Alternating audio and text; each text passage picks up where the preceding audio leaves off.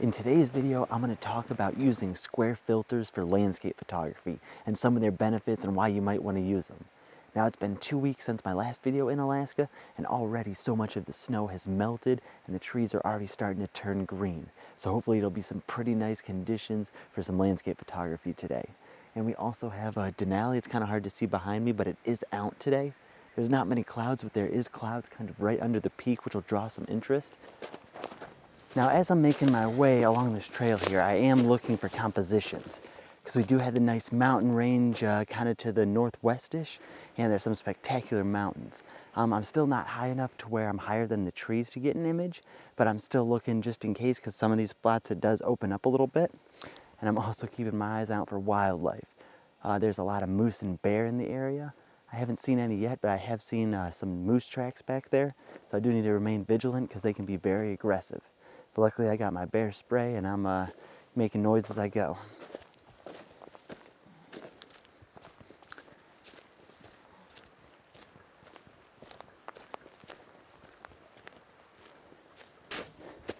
And just like that, I'm hiking along.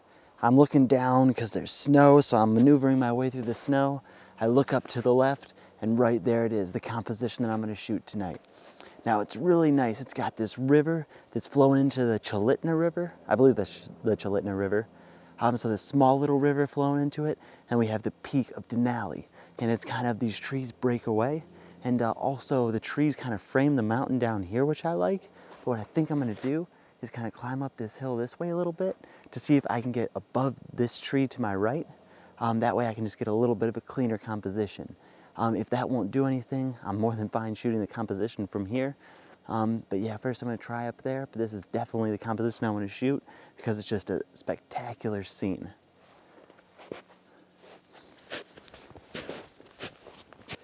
So there is a lot of snow here and there's not too much room to work with, but sometimes the best compositions aren't the easiest, that's for sure. It makes it very challenging in snow like this to try and place a tripod. Because sometimes it'll sink down in the snow and other times it won't. So yeah, I'm really putting in my footprints up here because that snow's hardened down, and I'm kind of hardening down spots as well to kind of give it some nice, a nice spot so it's nice and sturdy.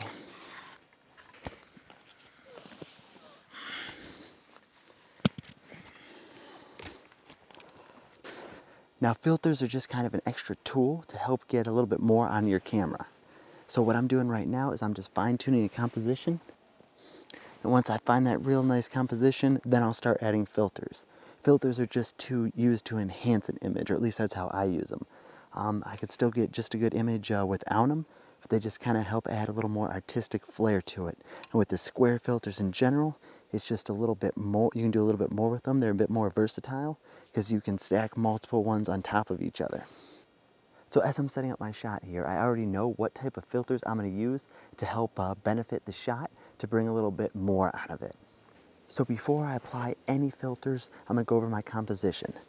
Now it's a pretty simple composition. We have the river in the right, the kind of smaller river flowing into the bigger river, and then Denali in the background, not square in the middle, just a little bit off center. And as you can see in the video here, the foreground is really dark and the background is really light. The mountain in the sky is really bright and the foreground is pretty dark. And if I brighten up the foreground, then the background becomes completely washed out. So this is where filters will come in handy. Now the square filter system that I use is the NiSi Square 100mm system. It is kind of a big investment when you're investing in square filters. They are not very cheap. Each one can run about $150 to $200 just for the glass filter here. And then the kit, which comes with a polarizer and the filter holder, can cost between $200 and $300. So not the most inexpensive thing, that's for sure, but it is worth it for the versatility. Now the first filter I'm going to add is going to be the circular polarizer. This one has to be the first one I add just because the filter holder actually hooks onto the front of this. And I could remove the circular polarizer if I wished, if I didn't want to use it. But for this scene, I do want to use it, so I'm going to apply it right now. And then a positive too with these filter kits is they usually come with adapter rings. So I believe it's an 82mm for the screw-on circular polarizer. but you have adapter rings for 77 millimeter and some other ones, which all my lenses are mostly 77 millimeter. So I just put that adapter ring on, and I can use it on all the other ones. And if I get lenses of any different size, I'll have an adapter ring, so I won't have to buy a whole new system. Now with the circular polarizer installed, it does cause me to lose a couple stops of light. Since I'm using a tripod and it's not very windy, this isn't any big deal. I can go up to minutes of exposure time and still get crisp, sharp images. Now normally when you put a polarizer on and then you turn it, it'll remove glare from the water. With using the super telephoto lens like this, I'm at 70 millimeter and I'm turning it and not much is happening. It's not taking out too much of the glare. It's more if it was a wide angle and towards the edges where it really would have most of its effect. But still it helps me lose some light, so it gets me a longer shutter speed, which I kind of want. So I can do a little bit of a longer exposure. But now I'm going to hook the filter holder on the front, then add another filter. Now, one of the main reasons that I think to even invest in this square filter system is to get a graduated ND filter. Now, these are dark on the top and lighter on the bottom, and this really helps because a lot of times when you're shooting landscape photography, the sky is always super bright and the foreground is always a little bit darker, and this helps darken the top of the sky gradually, hence the name graduated filter, without really noticing with a thick line. So it just makes the image a lot more balanced. So right now I'm going to apply this filter, and this one will also lose a few stops of light. This is a medium graduated 3-stop filter. And we're just going to slide it in the front here. And you can watch as it slides down, it darkens the top of the scene and makes the image a little bit more balanced. So I do have a 10-stop and a 6-stop ND filter, but I'm not going to use those right now because there's no benefit of using those because they help get a longer exposure, and right now I don't really need a longer exposure for the scene. I don't really have any water that would benefit from showing it flowing longer, and I don't have really any clouds in the sky. So I'm just going to stick with the graduated 3-stop filter and the polarizer as well. And even though the polarizer isn't doing much, I'm still putting it on there, mainly because I'm just too lazy to take it out of the holder. And it's not really adding anything to my scene, but it's also not subtracting anything from my scene. Something that is great about the square filters is the versatility.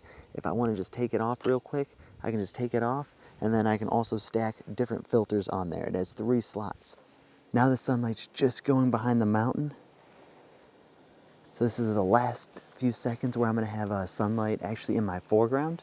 And I'm having to focus stack this image just because I'm shooting telephoto and there are some tree branches that are in my scene. And if I focus even a third of the way through, it won't get the mountain just because the mountain is so far away and the tree branches are so close in relation to the mountain. So 1/10 of a second, f9, ISO 64.